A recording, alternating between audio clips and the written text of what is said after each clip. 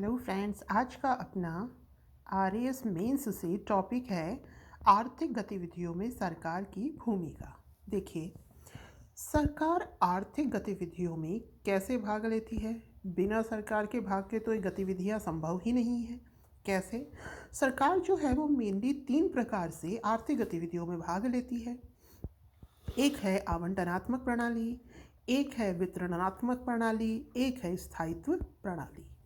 तो ये क्या होता है? आवंटनात्मक, वितरण, स्थायित्व प्रणाली क्या है? देखिए, सरकार पर भी एक तरीके से बर्डन होता है। ठीक है, उसके पास संसाधन लिमिटेड होते हैं।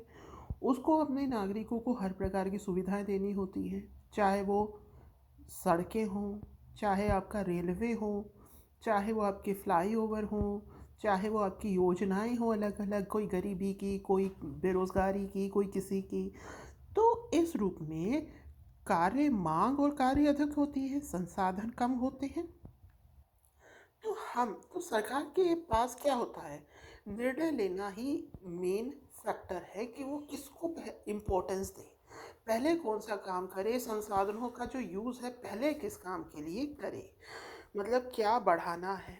ठीक है, कैसे बढ़ाना है, खपत करे कि निवेश करे। मतलब सरकार पर को ये भी निर्णय लेना होता है कि जो भी संसाधन है वो उनकी खपत करे। मतलब कि मान लीजिए कि किसी योजना में हेल्प ही कर दी पूरी, या वो आगे आने वाले टाइम के लिए कुछ निवेश करे। ठीक है, दूसरा, किसका उत्पादन बढ़ाए, सामाजिक वस्तुओं का या निजी वस्तुओं का, ये हम आगे देखेंगे क्योंकि इसी का पार्ट है। सामाजिक वस्तुएं कितनी उत्पादित की जाए, सामाजिक वस्तुएं मतलब समाज के जो काम में आती हैं, निजी वस्तुएं जो केवल व्यक्ति विशेष के काम में आती हैं। तो सामाजिक वस्तुएं कितनी बढ़ाई जाए, मतलब समाज की ज़रूरत में आने वाली, चाहे वो हॉस्पिटल है, चाहे वो आपकी ट्रेन्स हैं, चाहे वो आपकी सड़कें हैं, तो ये जो चीज़ें हैं कितनी बढ़ाई जाए, ये भी सोचना पड़ता है। भुगतान प्रणाली मतलब कि जो बिजली है, पानी है, रेलवे है, इसकी भुगतान प्रणाली मतलब कि पर यूनिट बिजली की रेट क्या होगी, ट्रेन का भाड़ा क्या होगा, पानी पर कितना, जो यूनिट वाइज कितना पैसा लगेगा, ये सब भी सरकार को तय करना पड़ता है। तो सरकार ये सारे काम करती कैसे है? तो भाई सरकार ये सारे काम करती है, टैक्स जो उसको मिलता है ना, उसका उपयोग करके क्या करती है, खर्चे करती है। ठीक है, अब चलते हैं कि वितरणात्मक प्रणाली होती क्या है। 3 तरीके से ये आर्थिक गतिविधियां कंट्रोल कर रही है सरकार। तो अब हम देखते हैं कि जो सबसे पहली गतिविधि है वितरणात्मक प्रणाली, इसको कैसे करती है। तो देखिए, संसाधनों का एक व्यक्ति से दूसरे में स्थानांतरण। ठीक है, वितरण करना है, एक से दूसरे में स्थानांतरण, ये वितरणात्मक प्रणाली के तहत आएगा।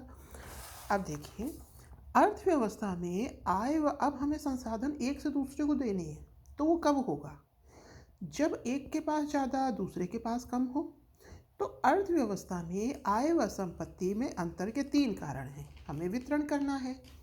तो वितरण में एक के पास ज़्यादा दूसरे के पास कम हो, तो किसी एक की आय कैसे बढ़ सकती है, इसके 3 कारण हैं। कारक का भुगतान उत्पादकता के आधार पर, मतलब हमारी जो अर्थव्यवस्था है उसमें अगर हम आय देखें तो कुछ लोगों की बहुत ज़्यादा है, डॉक्टर की बहुत ज़्यादा आय है। ठीक है, और आप बड़ी बड़ी कंपनीज के सीईओ वगैरह लीजिए, उनकी बहुत ज़्यादा आय है, वो उनकी उत्पादकता के आधार पर है। ठीक है, कहीं कहीं किसी फील्ड में मोनोपोली है, एकाधिकार है। ठीक है, जैसे अगर आप मोबाइल की बात करें तो कुछ मोबाइल ने एकाधिकार कर रखा है, टीवी में कुछ कंपनी का एकाधिकार है, उन्हीं के प्रोडक्ट बिकते हैं, तो ऐसे एकाधिकार भी चलता है।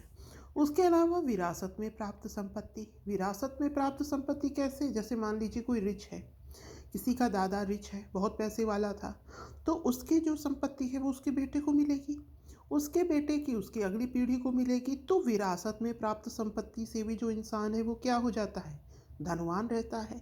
तो मेनली ये 3 कारण हैं। तो अब सरकार बैलेंस कैसे करेगी, वितरण कैसे करेगी। तो सरकार आय के संवर्धन के लिए निम्न कार्य करेगी। क्या? प्रगतिशील कराधान, मतलब जैसे जैसे आय बढ़ रही है, इनकम बढ़ रही है, वैसे वैसे टैक्सेस बढ़ाना।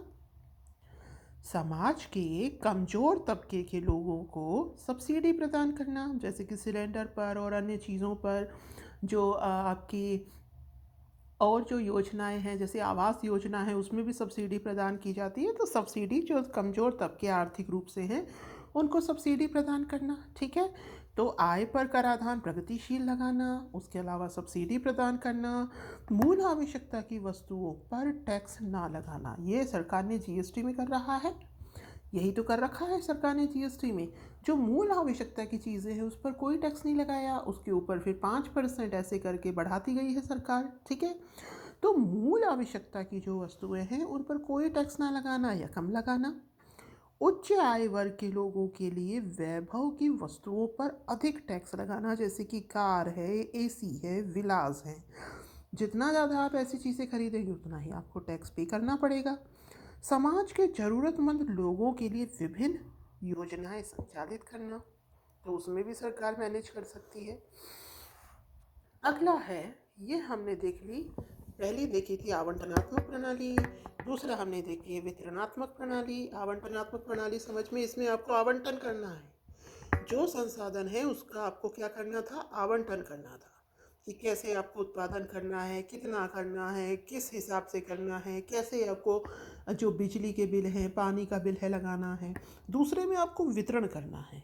वितरण किसका, जो पैसा है उसका, मतलब कि अमीरों से ज़्यादा टैक्स लेना है, ठीक है, और गरीबों को कुछ सुविधाएं प्रदान करनी है।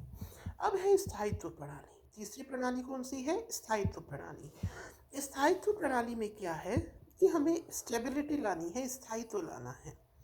तो अस्थायित्व की कौन सी अवस्थाएं हैं, मंदी या मुद्रास्फीति। मंदी में क्या होता है, मांग कम हो जाती है, तो सरकार इसमें क्या करती है, प्रसार नीति चलाती है। और मुद्रास्फीति में क्या होती है, प्रतिबंधात्मक नीति करती है। कैसे, मंदी का समय है, मतलब कि मंदी में क्या है भाई, पैसा कम है, लोग खरीद कम कर रहे हैं, तो सरकार प्रसार नीति चलाएगी। क्या करेगी सरकार, सामाजिक व्यय करेगी, मतलब कि मतलब सर पैसा फ्लो कराएगी मार्केट में, जैसे कि निर्माण करने लगेगी, कंस्ट्रक्शन काम करने लगेगी, एम्प्लॉयमेंट बढ़ेगी, धीरे धीरे पैसे का फ्लो बढ़ेगा। और जो टैक्सेस हैं उसको कम करेगी, मतलब कि जो एक इंसान है उसके पास में पैसा ज़्यादा पहुंचेगा तभी तो वो खरीदारी करेगा, खरीदारी करेगा तो मंदी कम होगी। तो प्रसार नीति मतलब पैसे का प्रसार करो, तो समाज पर व्यय करो, मतलब अलग अलग काम चलाओ जिससे कि लोगों को पैसा मिले, और टैक्सेस कम कर दो क्योंकि टैक्सेस से पैसा जा रहा है। मुद्रास्फीति, इसमें महंगाई बढ़ती है, मतलब पैसा ज़्यादा है लोगों के पास तभी तो वो जाके चीज़ें खरीद रहे हैं, और चीज़ें हैं कम, तो इसमें क्या करो, प्रतिबंधात्मक नीति, मतलब पैसे का फ्लो कम करो। तो कम कैसे करेगी सरकार, सामाजिक व्यय कम करो, करों को बढ़ा दो, इससे क्या होगा, लोगों का पैसा किधर जाने लगेगा, सरकार के पास। आगे चलते हैं, तो ये हमने देखा था कि जो सरकार है ये अर्थव्यवस्था में कैसे कंट्रोल करती है।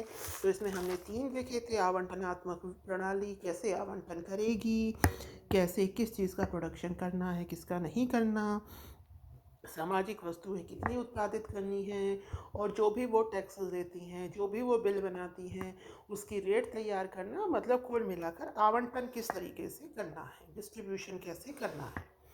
अगली थी वितरणात्मक, मतलब अमीरों से थोड़ा टैक्स लगा करके ज़्यादा गरीबों को सुविधाएं देना, वितरण करना, मतलब एक से लेकर के दूसरे को देना। स्थायित्व में क्या था, स्टेबिलिटी लाना। स्टेबिलिटी मंदी की अवस्था है या मुद्रास्फीति की अवस्था है, उस दोनों को कंट्रोल करके एक स्थायित्व प्रदान करना। अब चलते हैं आगे। आगे है निजी वस्तुएं। तो निजी वस्तुओं के लिए मैंने आपको बताया कि जिनका उत्पादन तथा उपयोग निजी स्तर पर किया जाता है। निजी स्तर पर मतलब निजी यूज़ के लिए, जैसे कि कपड़े निजी उपयोग के लिए है, मोबाइल निजी उपयोग के लिए है, फ्लैट निजी उपयोग के लिए है ना। तो सॉरी, इसकी विशेषता क्या होती है, ये निजी उपयोग के लिए होते हैं। निजी लाभ प्राप्त होता है, इसमें क्या प्राप्त होता है, निजी लाभ प्राप्त होता है। अगर आपने कोई भी कपड़ा अपनी पसंद का खरीदा, पहना, तो उसका लाभ किसको प्राप्त हो रहा है, आपको। आपने मोबाइल यूज़ किया, उसका लाभ किसे प्राप्त हो रहा है, आपको। तो निजी उपयोग कर रहे हैं, निजी लाभ प्राप्त हो रहा है। फिर है प्रतिस्पर्धात्मक। अब इसमें निजी चीज़ें हैं, तो मान लीजिए कि एक जूते की कंपनी जूता बना रही है निजी उपयोग के लिए, ठीक है। दूसरी कंपनी उससे अच्छी क्वालिटी का जूता बनाएगी, वो चाहेगी कि जो मेरा जूता है वो लोग ज़्यादा पहने, ठीक है। तो कहने का मतलब ये है कि इसमें निजी वस्तुओं में प्रतिस्पर्धा होती है क्योंकि वो निजी उपयोग के लिए होती है। बहिष्करण का सिद्धांत, मान लीजिए कि आप गए दुकान में, आपको कोई एक सूट पसंद आ गया, वो वहीं पर एक ही सूट था। अब दूसरा इंसान वो सूट नहीं ले पाएगा, तो वो क्या हुआ, जो वस्तु थी उसका क्या हो गया, बहिष्करण, मतलब वो वहाँ से हट गई, अब वो दूसरे को प्राप्त नहीं होगी। मुक्त बाजार अर्थव्यवस्था के सिद्धांत पर काम, अर्थात वस्तुओं के दाम, मतलब मुक्त बाजार अर्थव्यवस्था है। आपको जितने दाम तय करने हैं आप तय कर लो। कोई पेन 5 रुपये का, कोई पेन 10 रुपये का, कोई पेन 3 का, कोई और भी महंगा। तो मुक्त बाजार अर्थव्यवस्था है, मतलब अपनी इच्छा के अनुसार हम क्या कर सकते हैं, वस्तुओं के दाम तय कर सकते हैं।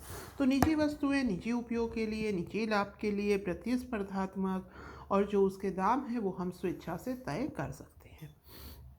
सार्वजनिक वस्तुएं सामूहिक आवश्यकताओं की पूर्ति के लिए, ठीक है। तो जिन वस्तुओं और सेवाओं का उत्पादन किया जाता है सभी के लिए, वो सार्वजनिक वस्तुएं कहलाती हैं। तो सार्वजनिक वस्तुओं में सड़कें, पार्क, स्कूल, इनका सभी लोग यूज़ करते हैं। तो ये कैसी होंगी, गैर प्रतियोगी, प्रतिस्पर्धात्मक नहीं होंगी। इसमें कैसी प्रतिस्पर्धा, ठीक है, ये तो सबकी आवश्यकता के लिए है। इसमें बाजार तंत्र भी काम नहीं करेगा, और इसमें सामाजिक कल्याण में वृद्धि होगी। पृथकता का सिद्धांत लागू नहीं होगा, मतलब कि अगर आपने पार्क यूज़ किया तो ऐसा नहीं है कि उसे आप ही यूज़ करेंगे, और बाकी के लोग भी उस पार्क को यूज़ कर सकते हैं। बहिष्करण का सिद्धांत भी नहीं, पृथकता का भी नहीं। बहिष्करण मतलब यही जो अभी एग्जाम्पल दिया, और यह अलग भी नहीं करता पृथकता। उत्कर्ष वस्तुएं, मेरिट वस्तुएं, देखिए, मेरिट वस्तुएं सामाजिक कल्याण के लिए होती हैं, मतलब सामाजिक कल्याण हेतु जिन वस्तुओं का उपयोग किया जाता है उन्हें मेरिट वस्तुएं कहते हैं। जैसे सामाजिक कल्याण के लिए मुफ्त शिक्षा दे दो भाई, मिड डे मील दे दो, पल्स पोलियो अभियान चला लो आदि। तो जो मेरिट वस्तुएं हैं इसमें क्या करी जाती है, इसमें सब्सिडी भी दी जाती है और अन्य माध्यमों से भी हेल्प करी जाती है। सब्सिडी जैसे कि एलपीजी में दी जाती है, हेल्थ फैसिलिटीज़ में दी जाती है। उसके अलावा अन्य माध्यमों में फ्री एजुकेशन और मिड डे मील हो गया। तो कुल मिलाकर मेरिट वस्तुएं वो हैं जिससे कि समाज में कल्याण होता है, जो समाज कल्याण के लिए चलाई जाती है, समाज कल्याण। तो इसमें क्या होती है ना, कॉस्ट कम कर दी जाती है। सरकार सब्सिडी देगी या अन्य माध्यमों से हेल्प करेगी तो ये केवल सामाजिक कल्याण के लिए होती हैं। ये मेरिट वस्तुएं होती हैं। डीमेरिट वस्तुएं भी होती हैं, वो सिलेबस में दी नहीं गई हैं, फिर भी मैं बता देती हूँ। डीमेरिट वस्तुएं होती हैं जैसे कि सिगरेट हुआ, गुटखा हुआ, और आपका ये ड्रिंक्स हुई, ठीक है, शराब हुई, तो ये डीमेरिट वस्तुएं हैं। अब इसको रोकने के लिए सरकार क्या करती है, हालांकि सरकार को वो बहुत आय प्राप्त होती है, बट सरकार क्या करती है, उसके ऊपर टैक्स ज़्यादा लगाती है, ये सब चीज़ें महंगी मिलती हैं। तो ये डीमेरिट वस्तुएं हैं। और जो समाज कल्याण करेंगी वो क्या कहलाएंगी, मेरिट वस्तुएं। इसमें सरकार क्या करेगी, अपनी तरफ से सब्सिडी देगी या और माध्यमों से हेल्प करेगी। उसके अलावा निजी वस्तुएं और सार्वजनिक वस्तुएं, जो निजी उपयोग के लिए होती है वो निजी वस्तुएं, जो सार्वजनिक उपयोग के लिए होती है वो सार्वजनिक वस्तुएं। तो निजी वस्तुएं प्रतिस्पर्धात्मक होती हैं, बहिष्करण का सिद्धांत, निजी लाभ, जो इसका जो मूल्य है वो कितना भी हो सकता है। और जो सार्वजनिक वस्तुएं, इसमें कोई प्रतिस्पर्धा नहीं होती, इसमें बहिष्करण का सिद्धांत नहीं होता, ठीक है, और बाजार तंत्र इसमें काम नहीं करता, समाज कल्याण में वृद्धि होती है। तो ये हमने ये एक टॉपिक कंप्लीट कर लिया है, उम्मीद है आपको समझ में आया होगा। तो धन्यवाद, अगले वीडियो में अगला topic. Thank you, have a nice day.